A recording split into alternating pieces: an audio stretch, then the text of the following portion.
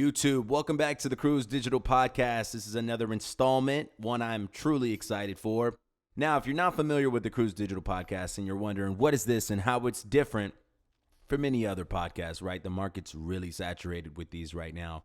Well, mine is much more short and to the point than the original format of podcasting. So, the Cruz Digital Podcast in and of itself is a brief dialogue specifically honed in or centered in, focused in on a specific topic, in which today we will be discussing Canelo versus Bivol, and I will be offering up my prediction and how I see the flow of the fight. So let's dive right into it.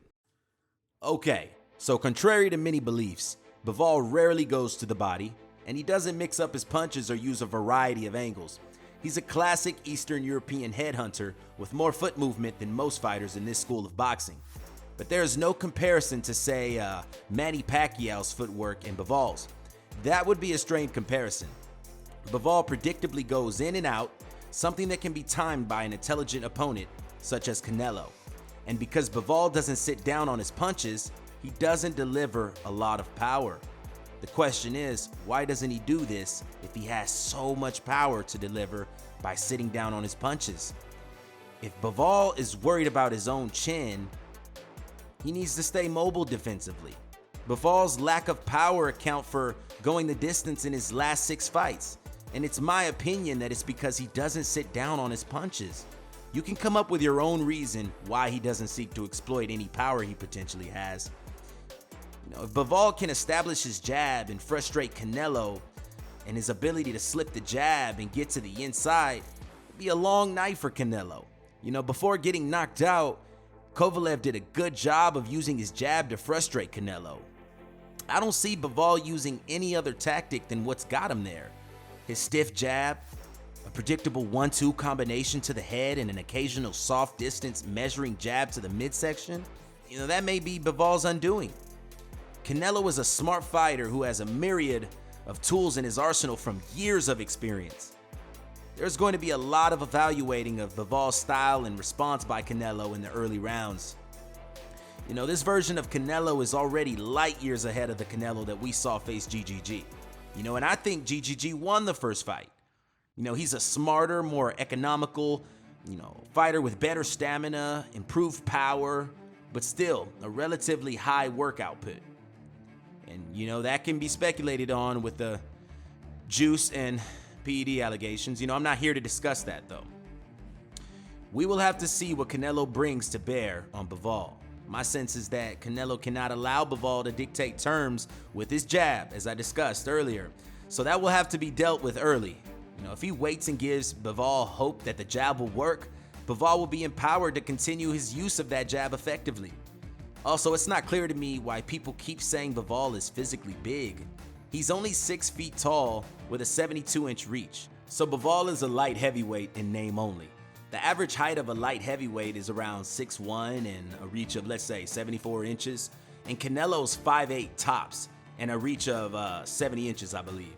So really only a 2-inch reach difference between Bivol and Canelo. And Canelo has seen much bigger, and like Mike Tyson, Canelo parlays that low center of gravity to deliver a variety of power shots with both hands, hooks, uppercuts, power jabs.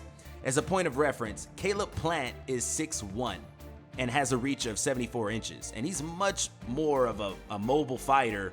And power-wise, Bivol hasn't demonstrated any power, much like Plant. So much for keeping Canelo honest. And as a light heavyweight, Bivol is not big in terms of muscle, like a Beterbiev.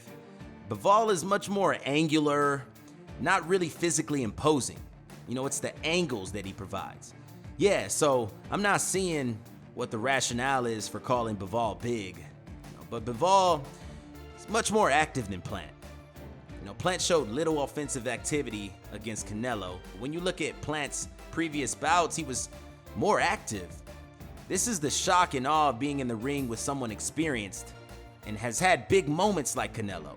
And tasting his power, to quote Shakespeare, it is the fear of the unknown that makes cowards of us all. It's the threat of being another Canelo knockout that makes fighters more cautious as they're thinking about Canelo's counterpunching. Bivol's activity against Canelo must be measured and thoughtful. All Bivol's movement have to be for a reason, because Bivol has to have the best and smartest fight of his career to win.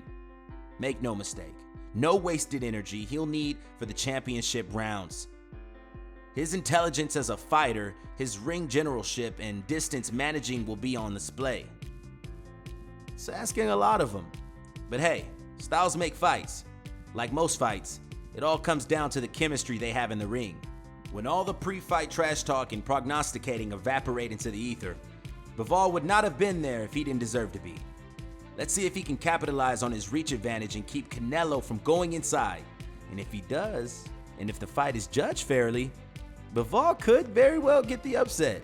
That would be amazing, spectacular. Perhaps the new start of a trilogy. We'll have to wait and see. Either way, come May 7th, this should be a great fight that all fight fans should appreciate. That has been another installment of the Cruz Digital Podcast. I look forward to seeing you on the next. Peace.